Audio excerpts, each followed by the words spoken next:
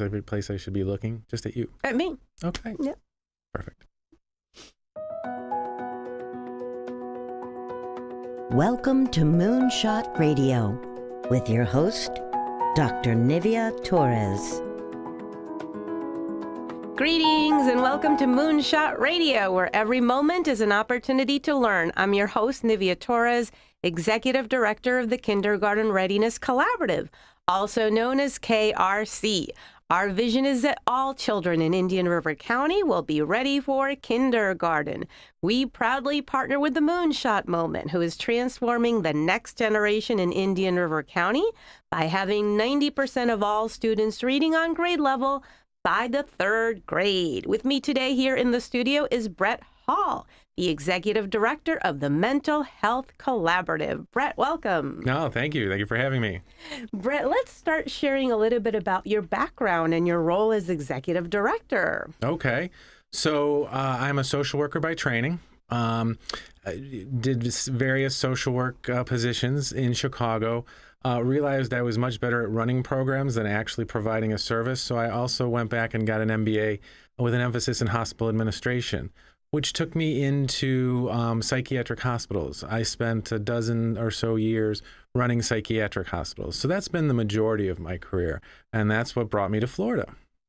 And Brett, we were chatting earlier about the fact that we are both newly arrived, I guess, although you've been here longer, to Florida. We certainly enjoyed the cold weather up east, but now we're enjoying the warmth of Florida. Absolutely. So Chicago, 40-something years in Chicago was enough for me. And then an opportunity arose here in beautiful Vero Beach, Florida. And I came down about 7 years ago. So very much enjoying it. Well, that's excellent. Brett, talk to us a little bit about the journey in establishing the Mental Health Collaborative. How did this project come about? So the Mental Health Collaborative started as a very small program back in 2004. And it was the sole mission of the Mental Health Collaborative is to increase access to mental health services in our community. It was started by funders, advocates, and a few providers in town, and a few other agencies such as the sheriff's office. So a group of people got together and said, listen, we just don't have enough services in town. And whatever services we have are not always easy to access. So how do we get together and ensure people in Indian River County have access to good mental health services? So that, over the years, has developed into several projects. Probably some of the biggest ones include, they identified we didn't have enough psychiatrists in town. So the collaborative brought together some funders, specifically the McCabe Foundation and several other generous benefactors, and looked at different models about how can we not only recruit and retain more psychiatrists in town and provide good services. They reached out to the University of Florida, and they were able to put some money together and a program together, and hence the University of Florida Department of Psychiatry and Addiction Medicine came to Vero Beach about 10 years ago. And it's not just to bring new providers to town, which is what we needed to begin with, but they endowed the McCabe Chair at the University of Florida, and it's Dr. Creelman, who has been the first chair and continues in that role. And he just brings a higher level of service. So he is available to the other practitioners in town for consultation and those kinds of things. Not only that, but they also run the 5th year Community Psychiatry Fellowship out of Indian River County, which means there is a 5th year student in Vero Beach every year. And we have 12 short months to make that person fall in love with Vero Beach, never ever leave, and practice here for the rest of their career. And they have been successful in that endeavor 3 out of the 10 years. So that's pretty good. That's good.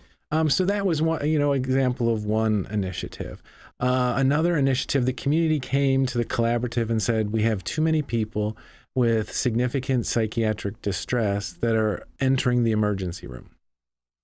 And as you can imagine, somebody with significant psychiatric distress, the emergency room is the absolute last place they need to be. Mm-hmm. Not a great environment for them.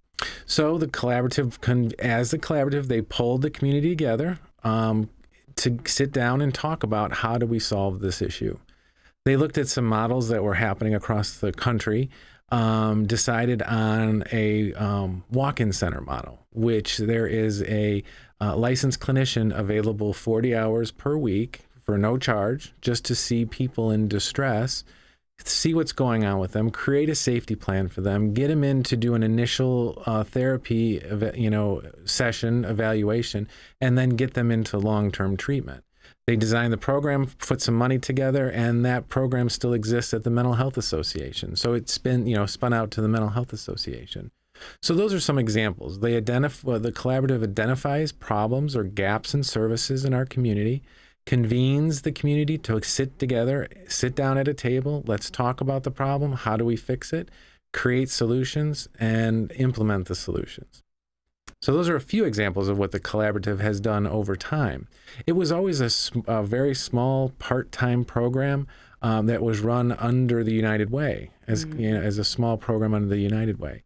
They did some strategic planning about 4 years ago now, some pretty intense and in-depth strategic planning, and realized that they had done many good things over the years, but there were so many more opportunities to continue. The consultant at the time recommended pushing the collaborative into operating full-time, hiring a full-time executive director, getting office space, and continuing to do the work. And that was approximately 2 years ago, a little over 2 years ago. I was in town. I was involved with the collaborative. I was running the Department of Psychiatry for Indian River Medical Center at the time, and very happy doing so. It's a great program over there. But we looked at the opportunity, and I said it had such potential for growth and to implement really good programs and services in the community. So I said, would you hire me? I interviewed, and a very lengthy interview process, and they hired me as executive director in September of 2016. We incorporated, we became a 501c3, we rented office space, and we have far exceeded all of our expectations. Not only do we run the collaborative, which again just brings the community together, identify problems, and work on solutions to those problems, but in February of 2017, we opened the McCabe Connection Center. And the impetus behind that was the collaborative had worked really hard at helping develop the continuum of care in Indian River County. There are many wonderful programs and services in town. The problem is accessing those services is not always easy. As you and I know, when you're not feeling the best and you just figure, I guess I need to see a psychiatrist because I'm depressed, right? So you go to your insurance website, you look at the top 10 psychiatrists in town, and you start going down the list. Well, you don't know what their specialties are. You don't know what they treat. Exactly. You don't know if they're taking new patients. You don't know if they're still in town, for that matter. Just a side note, the insurance companies don't update those lists very often. Oh, dear. Well, that's good to know. And how do you go about educating the community about these mental health services? Because you mentioned that as a collaborative, you really identify those gaps. Right. And that was sort of the trigger for the emergence of the collaborative. Correct. There was a complex problem in the county, right, that gap in mental health services. But then now, how do you go about educating the community right, about these services that you provide? So that strategic planning that I was talking about really opened our eyes to, we have a really good continuum of care. We have about 10.75 psychiatric providers per 100,000 residents in Indian River County. That is the second richest ratio of psychiatric providers in the entire state of Florida. Wow. We are second only behind Gainesville, and we know it's because of their medical school. So we have a pretty developed continuum here. What came out of strategic planning is access. So we opened the McCabe Connection Center, and that the goal of the McCabe Connection Center is just connecting people with whatever program and services they need to help them improve their lives. And although we're focused on mental health and substance abuse, we designed the McCabe Connection Center to help anybody with whatever comes in the door. Transportation, housing, substance abuse, mental health, vocational training. Wide range. Whatever. Yes. We didn't say, we said we will, whatever walks in the door, we'll do our best. We don't do anything. We don't provide any services But those navigation services, I like to say we're the personal assistants for 140,000 people in Indian River County. Now, let me give you an example. Somebody will come in the door and just say, and how they get to us. You know, we do lots of radio interviews, we do marketing stuff, but we have these business cards that just say the McCabe Connection Center. And there are tens of thousands of these cards in the community. They're in most police officers, law enforcement cars. They're on every judge's bench. They're in the emergency room. They're all over town, and we get at least one person a day that walks in our door holding one of these cards and say, so-and-so sent me here to talk to you. Oh, well, there's your referral process. That's our referral process. And we say, oh, what can we help you with? Well, I'm not really sure. We say, why don't you sit down? Let's talk and see what's going on. And, you know, we really just have the time to sit with somebody and hear what's going on in their life and listen to them about what they feel will help them improve their lives. You know, if they don't have stable, steady housing, you can't do much else. If they don't have a decent paying job, their mental health is not the top of their priority. We really work on that biopsychosocial model, making sure that their medical needs are taken care of, their psychological needs are taken care of, and then their social connectedness. You know, if they're isolating alone in their apartment, they're not living their best life possible. So we will help anybody with whatever comes in the door. We never set out to do housing. You know, the Treasure Coast Homeless Services Council is our primary housing provider in this community. But there are some people that just doesn't fit what they do. And those folks come to us. We always send them over to Treasure Coast first, and then sometimes they come back. So just people looking for affordable housing. We never set out to do that, but we have a housing specialist. We've developed a housing specialist in our office, and we've put 32 people in permanent affordable housing. We've referred people out for vocational training with vocational rehab or Career Source or the other programs that exist in town. Or again, we get them into appointments with psychiatrists or therapists or whatever it is we have agreed that would help them improve their lives. So you definitely, the Mental Health Collaborative is working to improve the quality of life here in Indian River County. Absolutely. Brett, we're going to take a break to hear from our sponsors, and we will be right back. Right. At the Kindergarten Readiness Collaborative, our vision is for every parent, regardless of income or zip code, to have the knowledge and tools they need to raise healthy children that are prepared for kindergarten. Our mission is to support our partners in developing a high-quality early childhood system that is family-centered. Our outreach and parent engagement specialists connect with families and build trusted relationships. KRC has chosen Fellsmere and Gifford as our two focus areas in Indian River County. Our Fellsmere office is located downtown in the city annex, and our New Gifford office is located within Victory Park Apartments. Our administrative offices are now located adjacent to Healthy Start and Treasure Coast Community Health in Vero Beach. The Kindergarten Readiness Collaborative, developing a high-quality early childhood system for all children in Indian River County. On behalf of all of the staff and the employees at the Vero Beach Regional Airport, this is Eric Menger, Airport Director, wishing everyone in the community a peaceful and prosperous holiday season and a happy new year. When thinking of gifts this season, give any one of the many cultural experiences we have here. Theater tickets, museum memberships, opera, a walk through a botanical garden, jazz, or symphony concerts. Your Cultural Council of IRC wishes you the very best this season can bring. For unto us a son is given, unto us a Savior is born. Merry Christmas from Chad and Joey Colquitt and everyone at Colquitt Air Conditioning, keeping Indian River County cool and comfortable since 1970.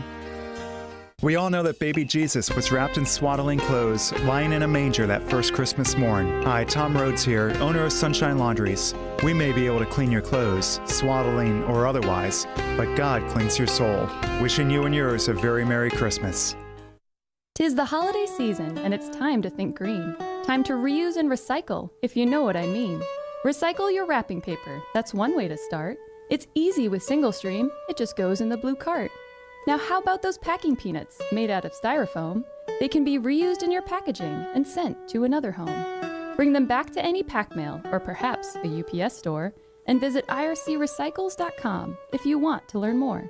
Happy holidays from the Solid Waste Disposal District of Indian River County.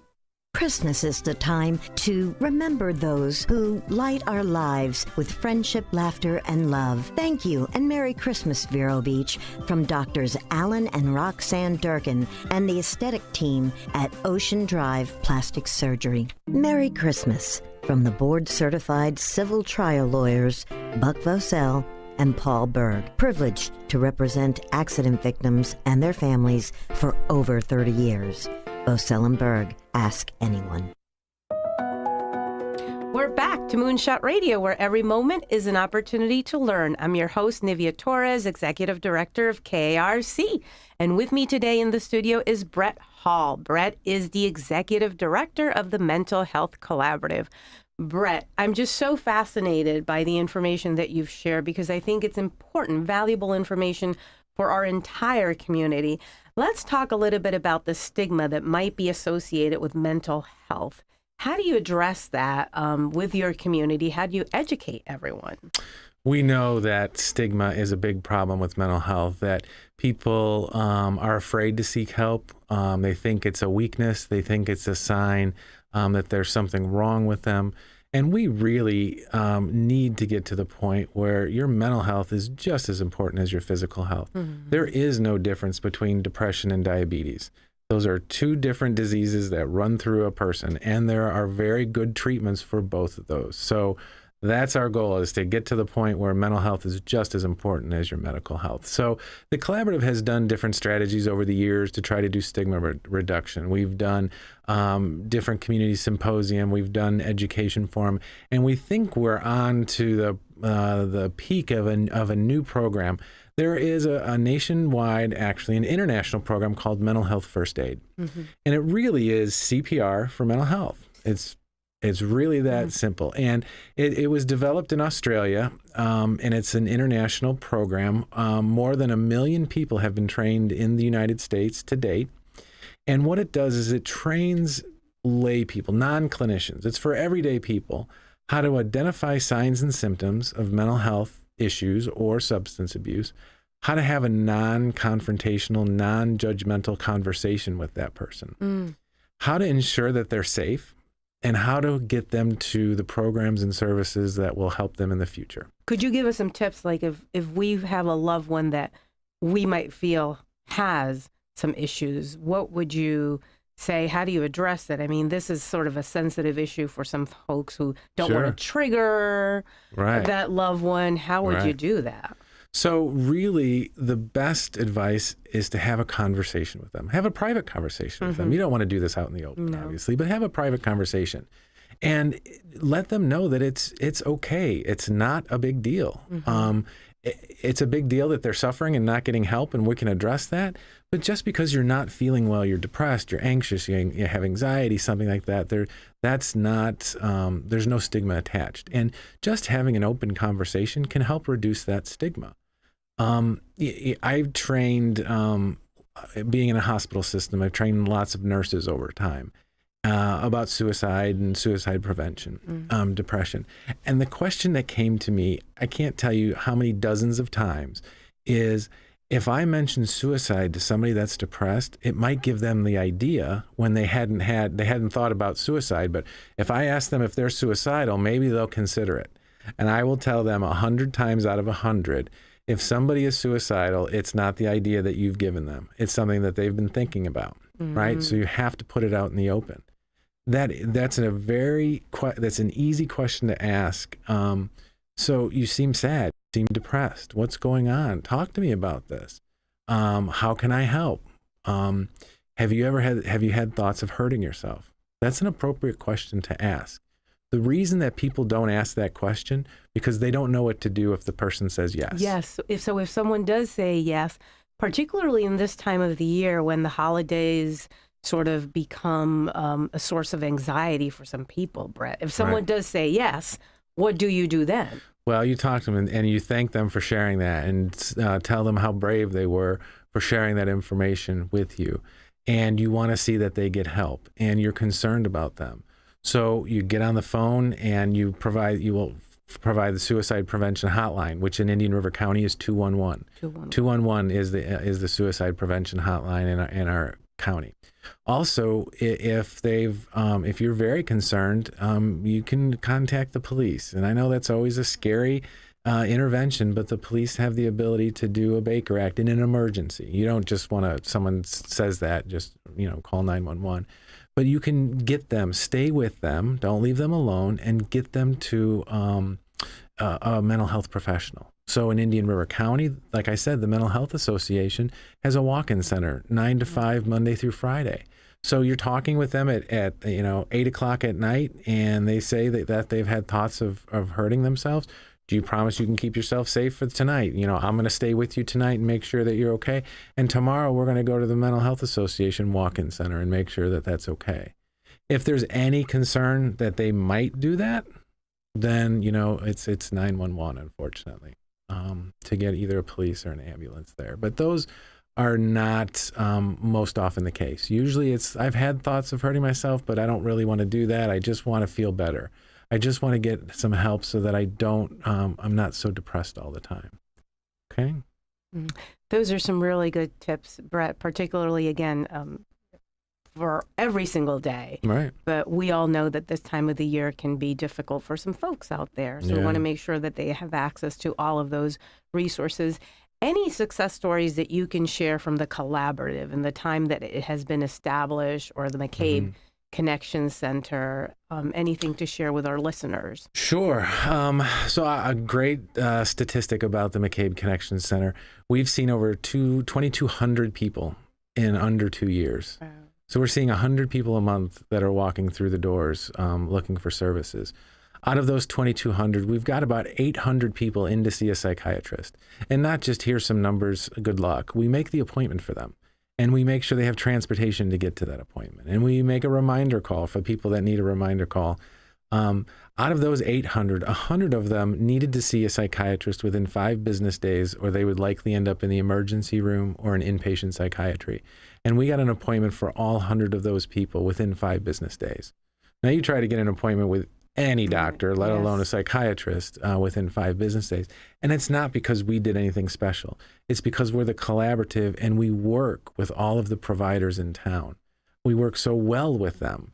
We contact their schedulers every day, and they'll say, oh, we had a cancellation at 2 this afternoon. Can you fill that? We'll go through the list of the people that we've seen, and we match it up and we will call people and say, you have 2 hours to get there for this appointment.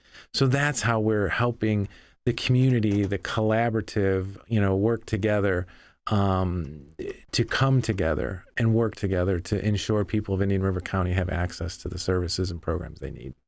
So, Brett, in the time that we have left, we want to make sure that people get the information, the contact information. So are there any numbers, any website that people should be aware of? So our phone number is 772-217-3663. That's 217-3663. We're there Monday through Friday, 9 to 5. And we're on 14th Avenue, 2345 14th Avenue. We're right across the street from the Yellow Historical Society building, the old train station.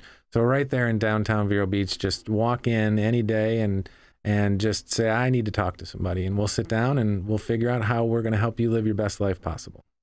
Brett, and I was so moved by a statement that you made earlier. Mental health is just as important as physical health.